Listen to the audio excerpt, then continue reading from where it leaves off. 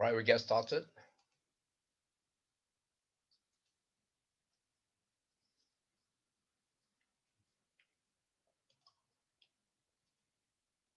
Right, so we have finished with 4A, 4B, and 4C. Now we will talk about 5. All right. Now, just one word about your final exam. Can you give me the date? The date of your final exam, as to when you want to sit for it, because you discuss among yourself. So, I hope your timetable doesn't clash. You discuss among yourself and let me know the date by, hopefully by today or tomorrow, because I need to submit your date for your final exam. Right, so I'll talk about standard 5. Right, so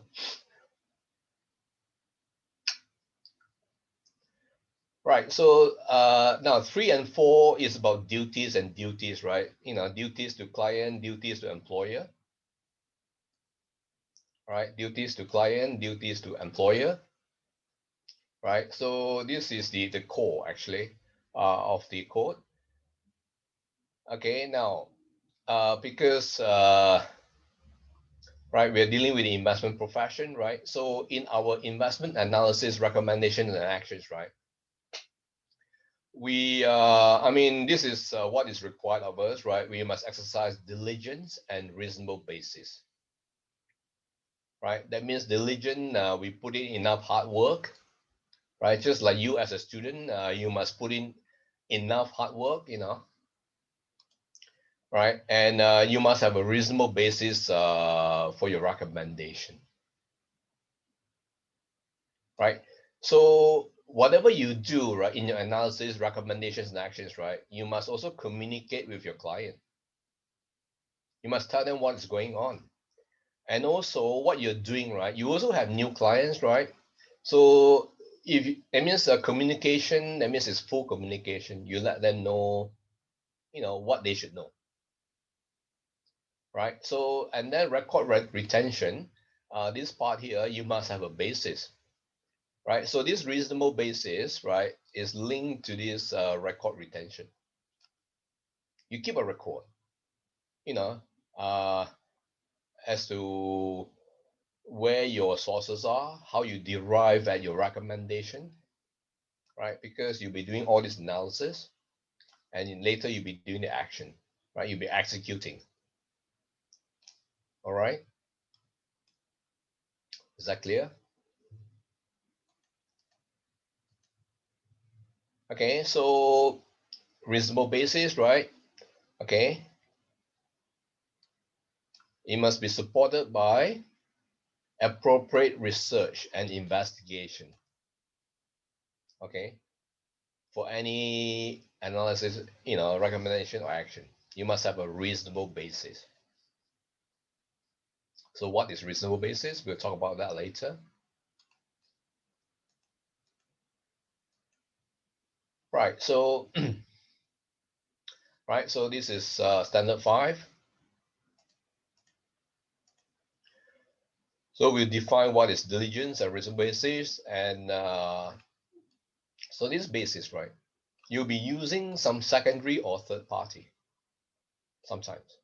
Maybe it's not your own. Your own is called primary research, right? These are other people's work. Secondary will be people in your firm. Third party will be people outside your firm. All right. This one is meant by secondary and third party. Right. So now most of it is quantitative, right? We are dealing with data, figures, right? So the research is actually quantitative, facts, right? And right, part of diligence and reason basis, right, also deals with the selection of external advisors and sub-advisors, because these people, right, whether they are reliable or not, you know, that is important, right? So your selection of these advisors are important.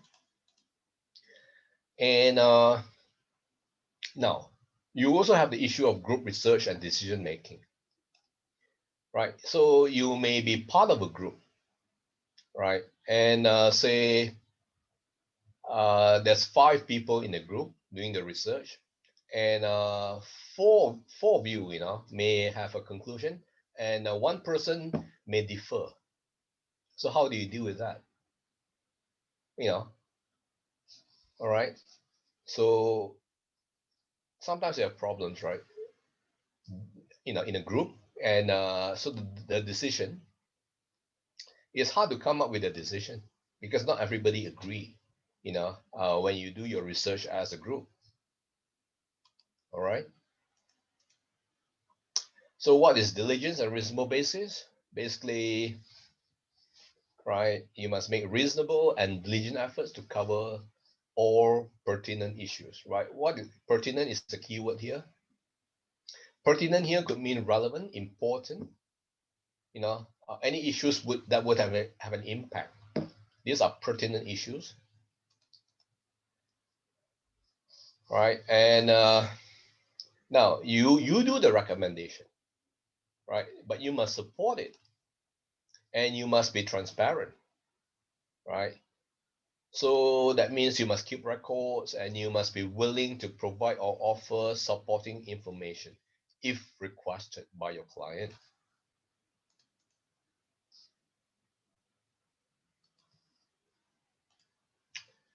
So secondary research, right? As I said, somebody in the same firm, right? Third party by somebody outside,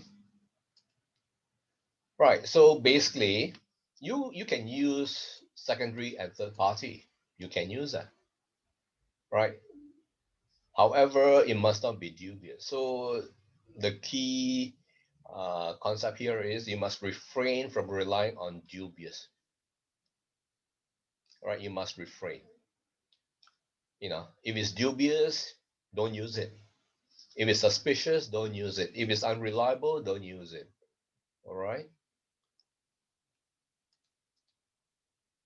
So we are talking about reliable information. In other words, sound information.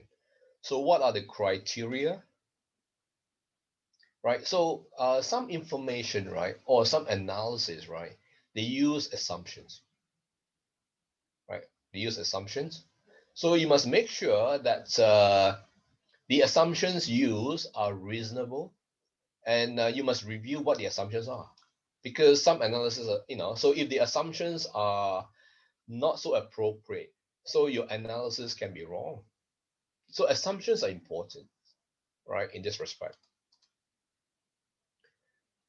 right? So, and I mean, analysis performed is rigorous. So if you perform rigorous analysis, that means it'll be even more reliable. Okay. And obviously, the investment profession move very fast, so your information must be current, right? Timely. That means uh, you have it when you need it, right? You can have it when you need it. That is meant by timely. And obviously, information that is outdated is next to useless. So it must be current and up to date. All right. Now, and not only that, right? Objectivity and independence, right? You must also, of any recommendation, must be properly evaluated to make sure that they are really objective and they are really independent, right? So you can see these are the 4 key points. These are the 4 criteria of sound information. That means reliable information. All right. Right. Now we talk about acceptance of sound information.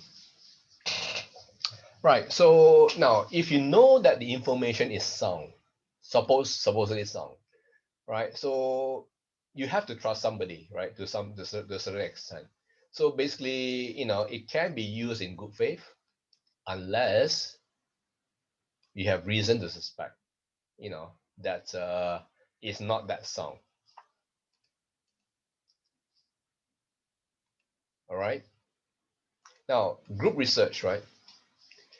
Right. Now, if you do a group research, you have to come to a consensus. Right. So you have the group recommendation by the group. So the key question here is, should it be unanimous? You know, unanimous, I mean, everybody agrees. Sometimes you don't get that, right? Right. So, but usually it will be the majority if it's not unanimous. All right. Right. So here may not necessarily reflect an individual's views, right? Even though the individual's name is included in the report. You know, like for instance, especially in those instances when the majority comes to a certain conclusion, maybe there's one or two in a group who doesn't agree, but sometimes it's because of peer pressure that this dissenting individual may reluctantly say he agreed, right? So that's why his name is included in the report. All right.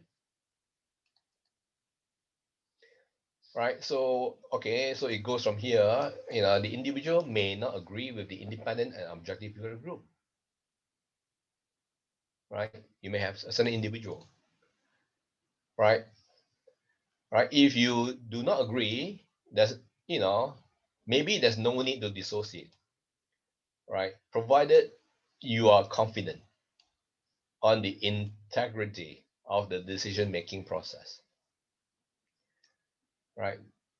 I mean, maybe you yourself is not competent, you know, maybe the group is really competent, you know, the group is really independent and really objective, right? And there's a certain level of integrity. Then you don't need to dissociate. Then you may agree with the group, and then you can include your name in the report, right?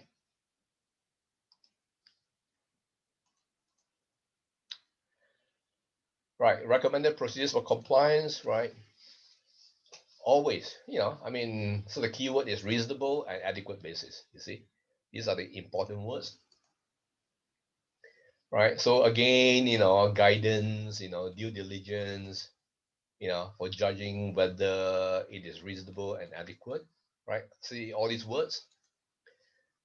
And, you know, you must have a measurable criteria for assessing the quality of research, right? And accuracy of recommendations over time,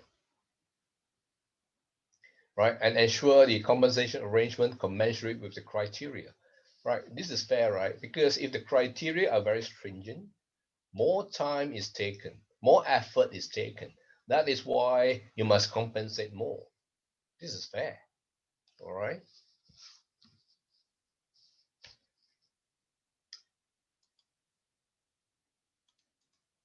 Right. Now we deal with some case studies. Right. Babu works for Henrich Brokerage in the corporate finance group. He has just persuaded Fagans Resources to allow his firm to do a secondary equity financing at Fagans Resources' current stock price. Right. So because the stock has been trading at higher multiples than similar companies with equivalent production, right? Dhaliwal presses the Fagan Resources managers to project what would be the maximum production they could achieve in an optimal scenario. All right. So based on these numbers, he is able to justify the price his firm will be asking for the secondary issue. All right. So he's just asking for an optimal scenario. Right. So during a sales pitch to the brokers, Dhaliwal then uses these numbers as the base case. Wow. Right. It means as the lowest case, you're using the maximum number as the base case. This is, you know, outrageous. All right. So, I mean, there's some degree of misrepresentation here. Right. So, right. So Dhaliwal then uses these numbers as the base case. So Dhaliwal does not have a reasonable basis, right? He does not have a reasonable basis. How can you use the best numbers as the base case, right? This is very misleading. All right. So in a way, there's insufficient scenario testing because he's just using the optimal scenario, just one scenario. And this is the worst part. He's using it as the base case. Not only is it insufficient, this is a very extreme, using the best case scenario as the worst case scenario. That's the worst part. Right. So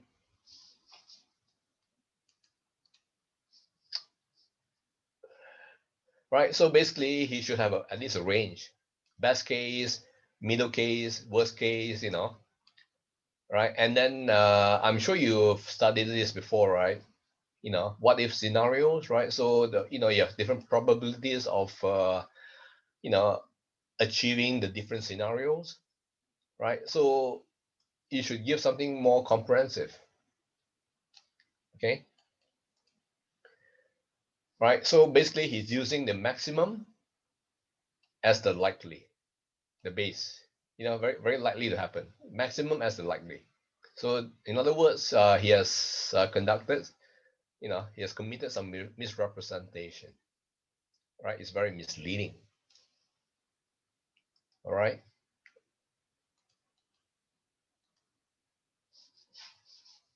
Right. So Brandon Witt, right? This case is about having a reasonable basis, right? So Brandon Witt creates an internet site with a chat room area to publish his stock recommendations, right? So he views the site as a chance to attract new clients.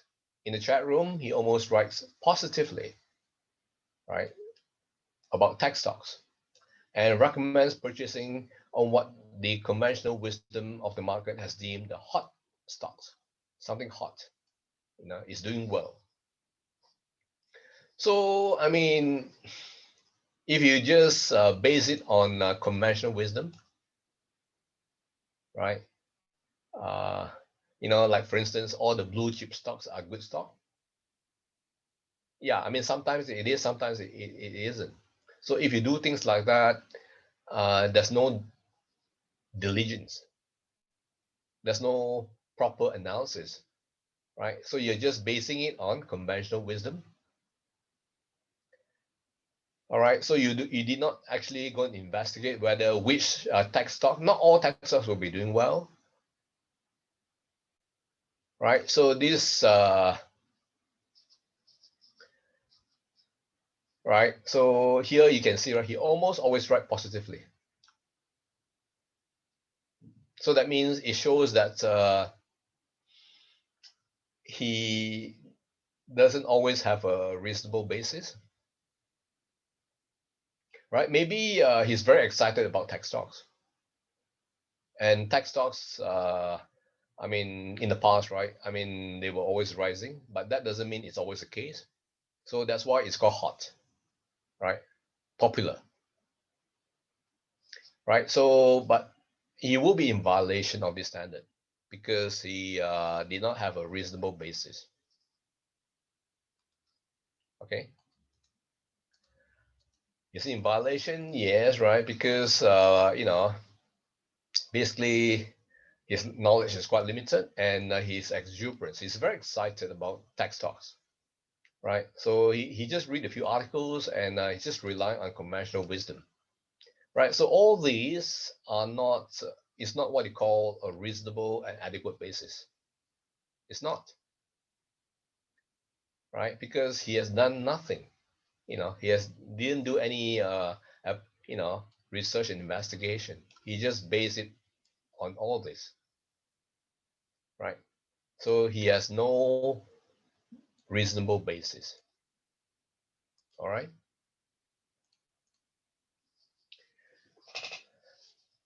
Right. This case is about group research opinions, right?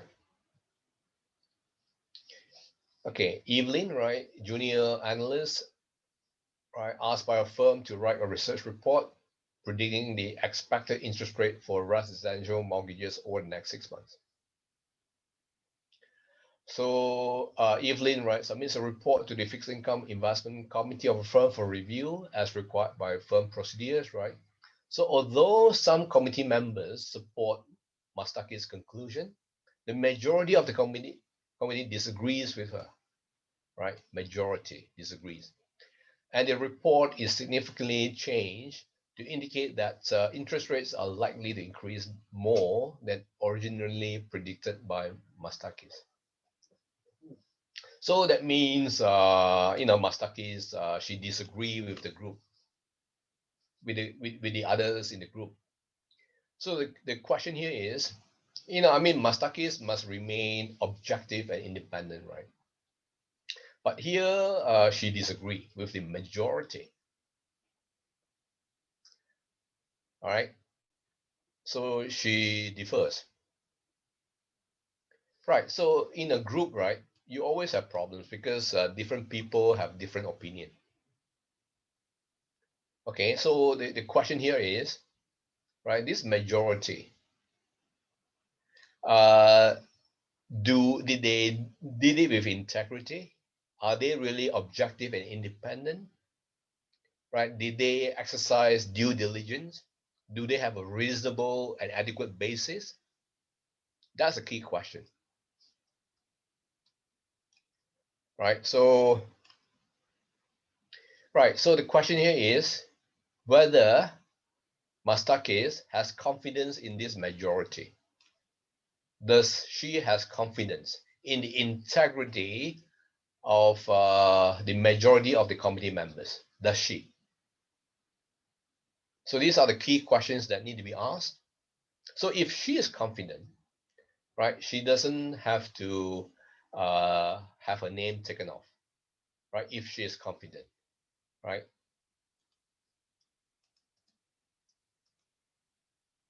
Right. So as we say, this is a problem with group research, right? So we are saying that the group, right, the majority may have valid reasons, right, which differs from, you know, your research, right? So you can issue something that's different, but the key word is there must be a reasonable or adequate basis for the conclusion. Okay, there must be that.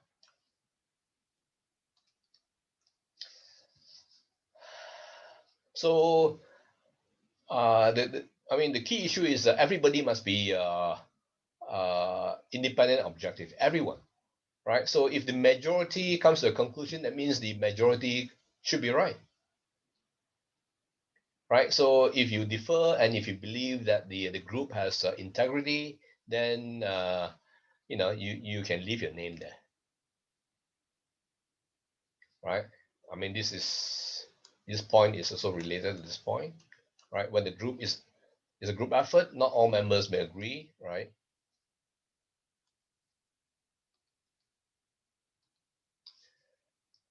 Okay, now you can do that. You can ask to have your name removed. But the keyword is but. If you're satisfied, that the group has a reasonable basis, that means you do not have to dissociate. Even, right? Even if you do not agree. Okay, so these are the key points.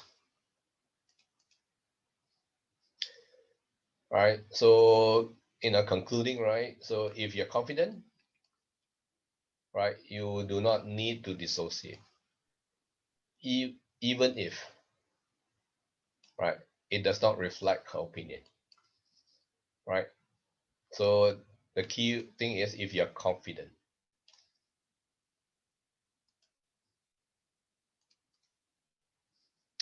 Next case. Right, so we'll talk about secondary party, third party. So now we're talking about third party, somebody outside the firm, right? So Gary runs a small two-person investment management firm, right? So his firm subscribes to a service from a large investment research firm, right, that provides research reports. McDermott's, so his firm makes investment recommended based on this report. Just boom, just directly use third party. Right? There's no mention. Whether these reports are reliable. Right? There's no mention about that.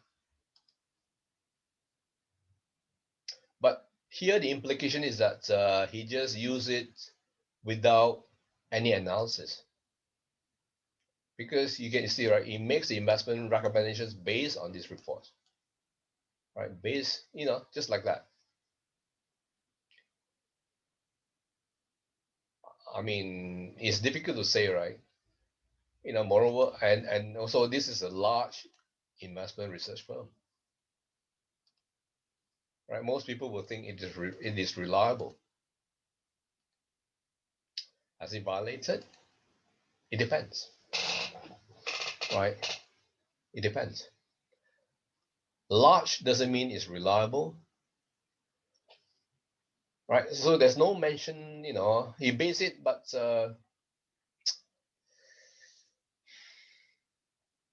probably McDermott has done something. Probably he has done something. Right? So this is a very safe statement. Yeah, he can rely. But something must be done. He can rely. Right? But something must be done.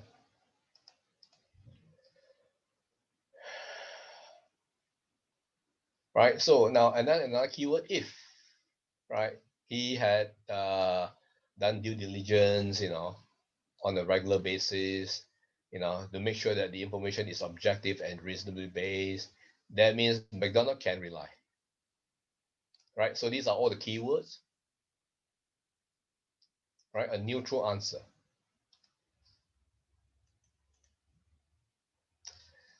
All right, so I've talked about 5A. Now I'll talk about 5B, right? Communication with clients and prospective clients, right? Communication is very important because you need to be transparent. Right, so basically, you must disclose, right? Disclose, what you are doing, right? And if there's any changes, you must also promptly disclose any changes. All right, you must disclose. So disclosure is very important here.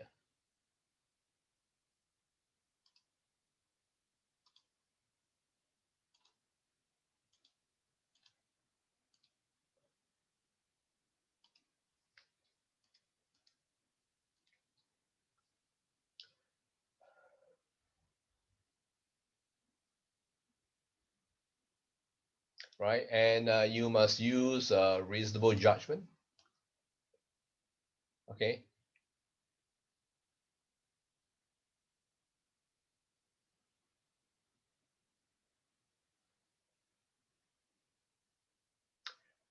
Okay, in your disclosure, right,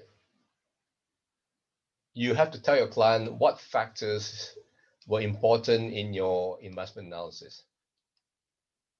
Right, so you got, so all these factors that you use in your judgment, this must be disclosed to your client. All right. And the other point, when you communicate, you must tell them what are the facts and what are opinions. You must distinguish between these two in your presentation, in your communication. Okay, so you must satisfy all these three.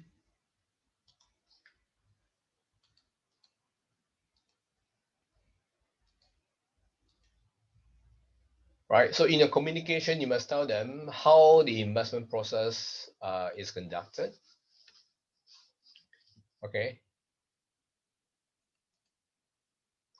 And obviously, there'll be different forms of communication, right? You all know that. And obviously, in any analysis, there are limitations. So you need to identify them and tell your clients that, the limitation. This is also to safeguard yourself. And obviously, distinguish between facts and opinions. This is very important. in your communication.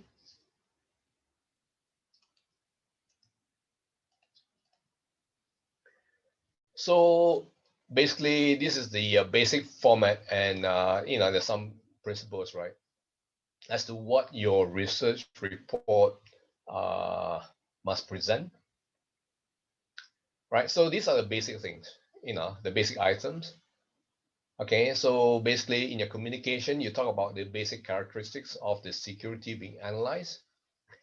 What is your investment decision-making process? How you come to a recommendation, right? So, and then because the investment process is dynamic, right? There will always be changes, right? You must also communicate the changes to the process to your client, right? And this is also to safeguard yourself, right? You tell your clients what are the limitations of the analysis, right? Everything has got a limit. So these are the four uh,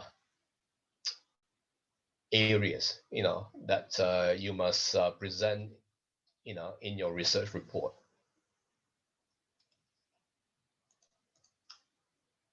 Right. So basically, okay, basic characteristics of the security, usually the client will already have a portfolio. So basically you'll be adding, something to his existing portfolio, right? So you'll be talking about issues like correlation, right? The basic characteristics of the security. So in other words, you need to judge whether this additional security is suitable, right? So suitability of which investment, and obviously the impact, right? The impact, right? By impact, you're talking about the correlation, whether it has positive correlation or negative correlation, right? Normally, when you select an additional security, you will want it to have negative correlation, meaning to balance things out.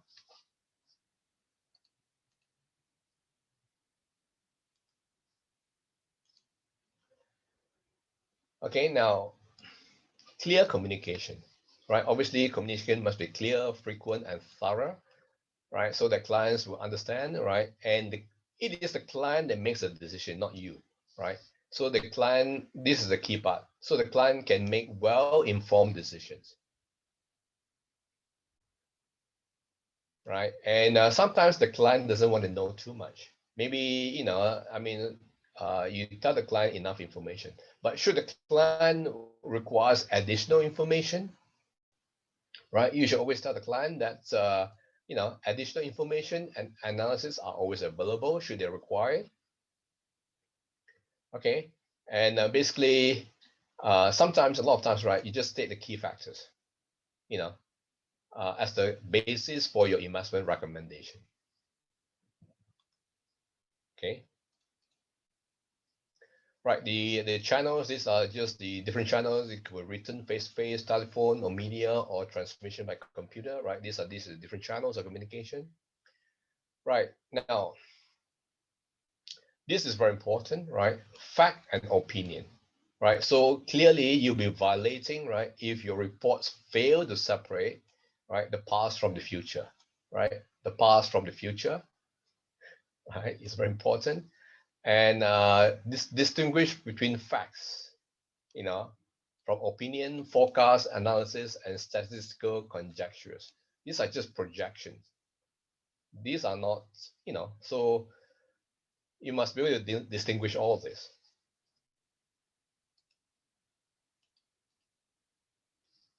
Right, recommended procedures for compliance, right? I mean, these are just common sense, right? Reasonable judgment, right? As to what to exclude and what to include, in your research report. Okay, you only pick those that are relevant and that have an impact, right? So basically, this depends heavily on the case-by-case review rather than a specific checklist. It's really on a case-by-case. Right? And the other important thing, right, communication, right? You need to maintain records, right? What are your sources, right? And the nature of the research, right? So, right. So they assist in after the fact review, right? So later you may need to monitor and review, right? So you have all these records to back you up. All right. Right. So I will deal with the case studies in the next class. So in the meantime, right, you please submit before tomorrow, because you know the deadline is tomorrow for your tutorial 4.2. So basically, there's only 3 cases, 1 case each from you know 4A, 4A, 4B, and 4C, right? The second 4.2, right? Please complete it, and please do it the way I shown you. All right. So you try to do it within 20 minutes. You treat it like an exam, right? First, before you do it, right, you read my lecture notes as to what is required, as to the substance of 4A, 4B, and 4C, right? Then you do it. I've shown you 4C already, right? Responsibilities of supervisors, right? So you do it yourself and try to answer it in 20 minutes. Try to do it. Now, if you take 1 hour to answer 1 case, even though you get full marks, you'll be in serious trouble, right? So you should practice it the way I told you to. Okay. So in the meantime, get back to me as to when you want to have your final exam. All right. Any question? We have 1 minute left. Any question?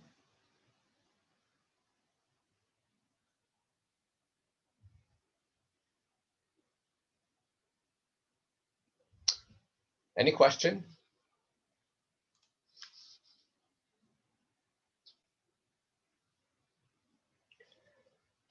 Right. There's 4 students absent here. I don't know why.